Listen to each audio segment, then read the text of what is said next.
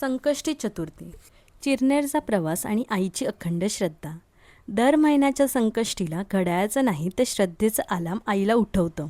कितीही ऊन असो, मुसळधार पाऊस असो किंवा कितीही थकवा असो, एक गोष्ट मात्र कधीच बदलत नाही, चिरनेरच्या बाप्पाच्या दर्शनाची तिची ओढ. उरणमधील चिरनेर असं स्थान जिथे अनेक भक्त केवळ दर्शनासाठी दूरदुरावून येतात. या मंदिरात पाऊल टाकलं की मनाला एक वेगळी शांतता लाभते आणि बाप्पाच्या चरणी सगळा थकवा विरघळून जातो. ही फक्त आईची सवय नाही, ही तिची श्रद्धा आहे, तिचा अढळ विश्वास आहे आणि बाप्पावरचं निस्वार्थी प्रेम आहे. आज रविवार असल्यामुळे मला आणि आपल्या छोट्या रिधालाही या सुंदर प्रवासाचा आणि दर्शनाचा भाग होता आला. रिधालाही लहानपणापासून ही भक्ती अनुभवताना पाहून मन अगदी भरून आलं.